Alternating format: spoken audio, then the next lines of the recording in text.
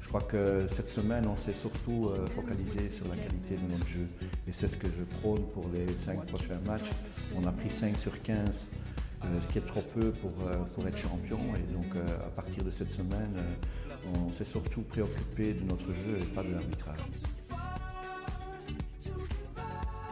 Je crois que John Van den Brom est un jeune coach qui a beaucoup de qualité, qui dit ce qu'il pense. Je crois qu'au début de la saison, c'était vraiment quelqu'un qui était apprécié par tout le monde, aussi par la presse. C'était, je dirais, le nouveau pape des entraîneurs belges. Aujourd'hui, il se rend compte d'être entraîneur à Anderlecht avec une presse néerlandophone, francophone, bruxelloise. C'est un peu différent qu'en Hollande. Que la politique du club, c'est de ne jamais critiquer l'arbitre, donc on lui a fait savoir. Je crois que ce qu'il a fait, c'est aussi prendre un petit peu la pression vers lui et pas vers les joueurs. C'est pas l'habitude du club de critiquer l'arbitre. Ce qu'il y a, c'est que manifestement dans les playoffs, il y a un problème d'arbitrage parce que trop souvent, les erreurs de l'arbitre ont quand même influencé le résultat. Mais donc c'est un travail global. Je crois que c'est quelque chose que nous devons regarder avec la ligue professionnelle et la fédération. Si on avait la solution, je crois que Van den Brom l'aurait déjà fait. Je crois qu'il y a plusieurs raisons. Je crois que les jeunes joueurs, Jean Prat et Bruno, il est logique que toute une saison jouer au même niveau quand on a 18-19 ans, c'est pas toujours évident. Je crois qu'il y a certains joueurs qui n'ont pas encore joué à leur niveau d'avant la trêve. Et j'espère toujours que les stars qui font en général la différence à Anderlecht dans les 5 derniers matchs vont le faire.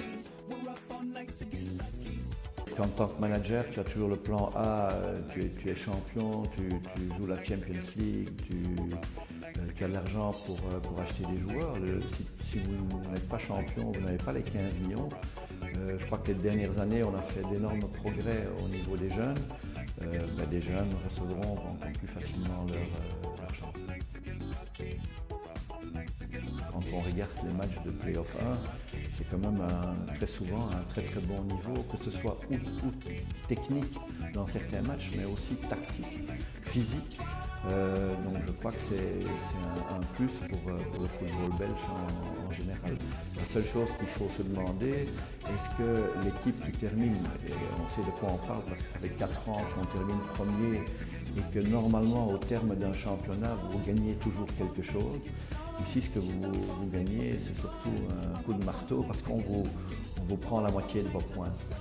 Donc il faut faire une analyse objective et essayer de prendre ce qu'il y a de bien dans les playoffs 1. Je crois que quand je vois la télévision, les journalistes, les spectateurs neutres, toute la Belgique parle des playoffs. Mais je crois qu'il faut peut-être trouver quelque chose pour l'équipe qui gagne le championnat. Je crois qu'il y a encore une année de playoffs comme elle se joue cette année-ci. Et puis, j'espère qu'on essaiera d'avoir un championnat le mieux organisé avec un bon arbitrage et que le football belge continue à évoluer comme évolue notre équipe nationale belge pour le moment.